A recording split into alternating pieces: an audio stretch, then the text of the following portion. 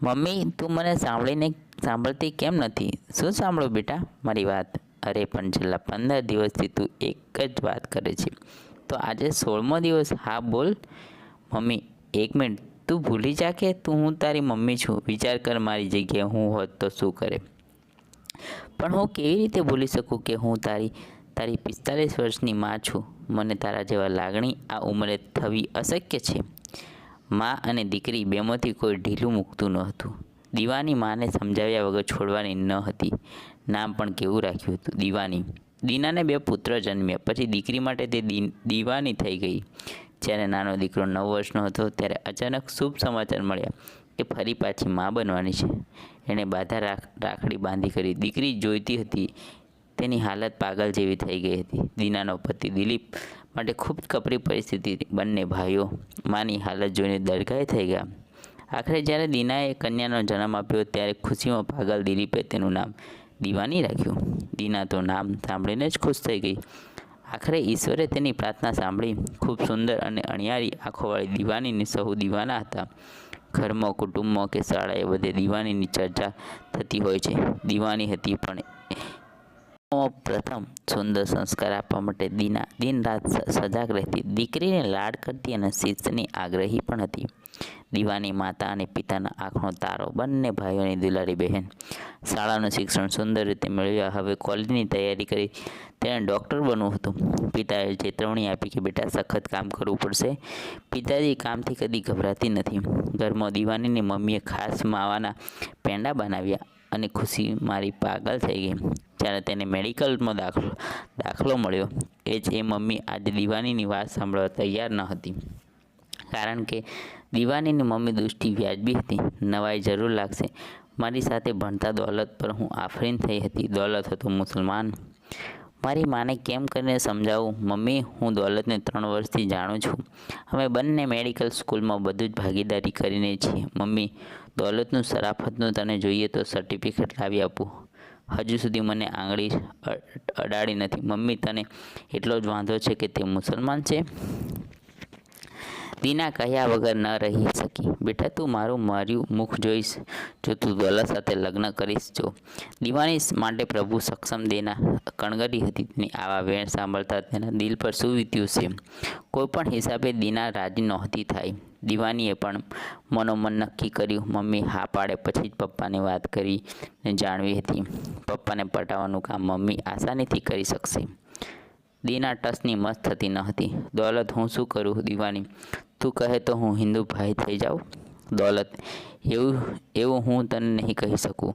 તે મને પરવાનગી આપી છે કે લગ્ન પછી મારે તારા ધર્મ બદલવાની જરૂર નથી. તો એ વાત તને પણ લાગુ પડે છે. દોલત, એક કામ કર, તું મારી મમ્મીને મળ ક્યાંક અને કેવી રીતે કાલે રવાવર કરીએ. મારી મમ્મીને લઈને હું કિમ સેન્ટરમાં જમવા આવીશ. તું પણ ત્યાં આવજે અને તને જોઈને તને ઓળખવાનો અભિનય કરજે. તું યાદ અપાવજે કે અરે આપણે તને ટેબલ ઉપર પણ બેસવાનો આગ્રહ કે તું મમ્મી સાથે વાતો કરજે. જોઈએ મમ્મી તારા માટે કેવો અભિપ્રાય બંધાય છે. સરસ રીતે આખો નાટકનો સંવાદ તૈયાર થયો. યથા સમયે દીવાની મમ્મી લઈ કિમ સેન્ટર આવી. 5 મિનિટમાં જ એક છોકરો હલો દીવાની લઈને આવ્યો. મમ્મી તેની સાથે વાતે વળગી. નાટક બંને જણાએ બરોબર ભજવ્યું. તું પણ અમારી સાથે એક જ ટેબલ પર બેસ. મમ્મીને ખૂબ ગમ્યું. દીવાની, આ તારા વર્ગનો છે, તું ઓળખતી નથી. મમ્મી, ઓળખું તો છું પણ વાત કરવાનો મોકો મળ્યો નથી. મમ્મીએ અજાણતા યુવકને ખૂબ જ ગમી ગયો. આખો વખત એ બંને જણ વાત કરતા હતા. દીવાની એ ઓર્ડર આપવાનું માથે લીધું. એની વર્તણૂક એવી હતી કે મમ્મીને શક ન જાય. બરાબર જમીને સૌ છૂટા પડ્યા. મમ્મીથી રહેવાયું નહીં. જો સમય મળે તો ઘરે જરૂર આવજે બેટા.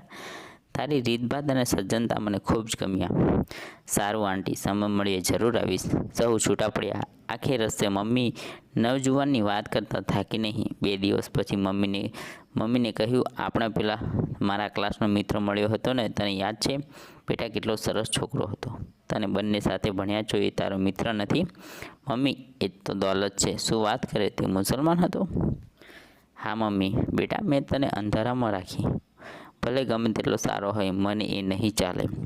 સારું મમ્મી, અમે 2 જણાએ ન પરણવાના સોગંદ ખાધા છે. તને ખબર છે મમ્મી? હિન્દુ થવા પણ તૈયાર છે. તેની મમ્મી હિન્દુ હતી. પ્રેમ થયો હતો એટલે એના અબ્બા સાથે ભાગીને નિકાહ કર્યા હતા. દોલતે કહે છે કે મારી અમ્મીજાનના હિન્દુ સંસ્કાર પ્રમાણે ઉછેર્યા છે. હું માંસ પણ ખાતો નથી. મારી મમ્મીને ખબર પડી કે મારી બહેનપણી હિન્દુ છે તે તો ખૂબ ખુશ હતી. મારા અબ્બાસના કંઈ વાંધો નથી. દીવાની બોલતી સાંભળી રહી. તેના મુખના રેખાઓ તંગ થઈ જતી હતી. કઈ રીતે પોતાની દીકરીને સમજાવે, બેટા આ શું સારું નથી. દીકરીના પ્રેમમાં આંધળાકીયા કરવા માંગતી હતી. દીવાની અને દોલતે ખૂબ સમજીને પ્રેમ કરતો હતો. લગભગ 3 વર્ષના સમય લાગ્યો. પ્રેમનો એકરાર દોલતે કર્યો હતો. દીવાની, હું તને પ્રેમ કરું છું. તને ખબર છે તો હું મુસલમાન છું. તું ના પાડીશ તો મને દુઃખ નહીં થાય. દીવાની તો આવો એકરાર સાંભળીને થીજી ગઈ. હા, તને દોલત ગમતો હશે. ભણવામાં બંને જણ પાર્ટનર પણ હતા, છતાં ભણવા સુધીનો વિચાર તેણે કર્યો ન હતો. તે જાણતી હતી કે પપ્પા અને મમ્મી આ વાત નહીં માને. આખરે તેને મમ્મીએ બ્રહ્માસ્ત્ર તેના ભાથામાંથી કાઢ્યું. બેટા તું જરા વિચાર કર. આજે તમે જુવાન છો, કાલે ઉઠીને છોકરા થશે. તમને આપણો સમાજ કઈ દ્રષ્ટિથી જોશે. બેટા ભવિષ્યનો વિચાર કર. તારા અને દોલતના બાળકોનો વિચાર કર. આવું પગલું ખૂબ વિચારીને ભરવું જોઈએ.